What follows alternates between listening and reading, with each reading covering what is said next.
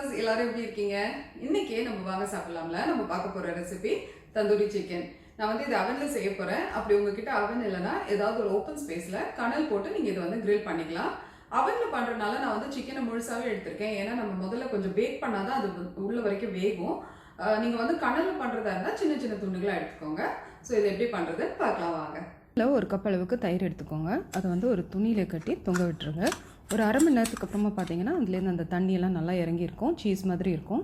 இப்போ இதில் 3 டீஸ்பூன் மல்லித்தூள், 3 teaspoon Kashmiri chilli powder, 1 teaspoon சீரகத்தூள், 1 teaspoon garam masala powder, 1 teaspoon chaat masala,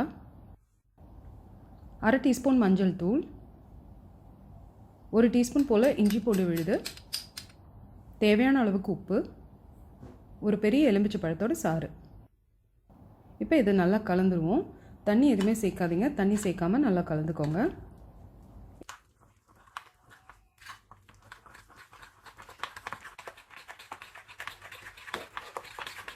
இப்போ இது ஒரு பக்கம் எடுத்து வச்சுருவோம். அடுத்ததாக ஒரு ஃபுல் சிக்கன் எடுத்திருக்கேன். நீங்கள் இதுக்கு பதிலாக சின்ன துண்டுகள், அதாவது வந்து கால் பகுதி இல்லை தொடப்பகுதி அந்த மாதிரி கூட நீங்கள் எடுத்துக்கலாம். இப்போ இதில் இந்த மாதிரி டீப்பாக வந்து நம்ம கட் பண்ணிக்கலாம். அதாவது அந்த கட் பண்ணும்போது உங்கள் கத்தி போய் அந்த உள்ளே இருக்கிற எலும்பில் வந்து தட்டணும். அந்த மாதிரி வந்து நம்ம கட் பண்ணிக்கணும். அப்போ தான் இந்த மசாலா வந்து நல்லா உள்ளே வரைக்கும் இறங்கும். அடுத்ததாக இப்போ மசாலா வந்து அப்ளை பண்ணிடுவோம். மசாலா அப்ளை பண்ணும்போது நல்லா அந்த நம்ம கட் பண்ணோம் இல்லையா, அதுக்குள்ளெல்லாம் வந்து இந்த மசாலா நல்லா இறங்குற மாதிரி நல்லா அப்ளை பண்ணி விடுங்க.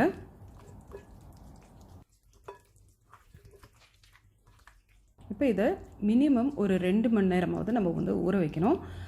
உங்களால் முடியும்னா ஒரு நாள் கூட நீங்கள் ஊற வச்சிங்கன்னா அவ்வளோ நல்லதாக இருக்கும். ஏன்னா நீங்கள் இப்போ சண்டே பண்ணுறீங்கன்னு வச்சுக்கோங்க, சாட்டர்டேவே வந்து நீங்கள் இதை ரெடி பண்ணி ஃப்ரிட்ஜில் வச்சிட்டிங்கன்னா அவ்வளோ நல்லது.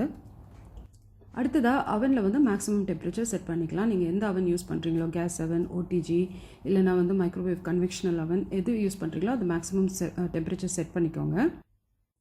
இந்த மாதிரி ஒரு பேக்கிங் டிஷ் எடுத்துக்கோங்க. அதுக்கு நடுப்புற இந்த மாதிரி ஒரு ஸ்டாண்ட் வச்சுக்கலாம்.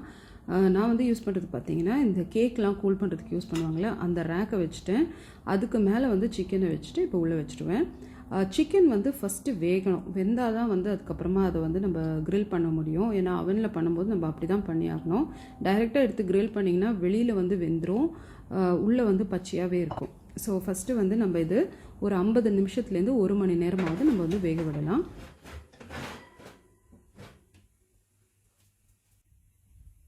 இப்போ பாருங்கள், சிக்கன் வந்து நல்லா சூப்பராக வெந்துடுச்சு, உள்ளே வரைக்கும் நல்லா வெந்துடுச்சு, மசாலா நல்லா பிடிச்சிருச்சு இதில். ஸோ இப்போ இதுக்கு மேலே வந்து கொஞ்சம் உருக்குன பண்ணி விட்டுருலாம். இப்போ நம்ம அவனில் வந்து கிரில் ஆப்ஷன் இருக்கும் இல்லையா, அந்த கிரில் ஆப்ஷன் செட் பண்ணிவிட்டு அதுக்குள்ளே நான் வந்து இந்த சிக்கனை வைக்கிறேன்.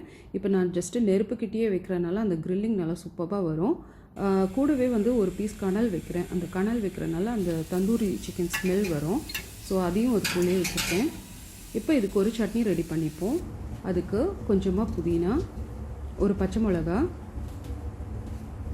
கொஞ்சமாக உப்பு, அப்புறம் சாட் மசாலா. இதை வந்து ஜஸ்ட்டு மிக்சியில் ஒரு சுற்றிக்கோங்க. இப்போ இதில் ஒரு 3 டேபிள் ஸ்பூன் போல் தயிர் சேர்த்துக்கோங்க. ஒரு அடி அடித்ததுக்கப்புறமா பார்த்தீங்கன்னா நம்ம இந்த கடையிலெல்லாம் கிடைக்கலையோ அந்த மாதிரி சட்னி ரெடி ஆகிடும். இப்போ நான் வந்து இது ஒரு 10-15 நிமிஷமாக கிரில் பண்ணியிருந்தேன். இப்போ பாருங்கள், சிக்கன் நல்லா சூப்பராக ரெஸ்டாரண்ட்டில் எப்படி கிடைக்குமோ அதே மாதிரி இருக்குது பாருங்கள். ஸோ டேஸ்ட்டும் பார்த்தீங்கன்னா ரொம்ப சூப்பராக இருக்கும். நீங்களும் கண்டிப்பாக ட்ரை பண்ணி பாருங்கள். வாங்க சாப்பிடலாம்.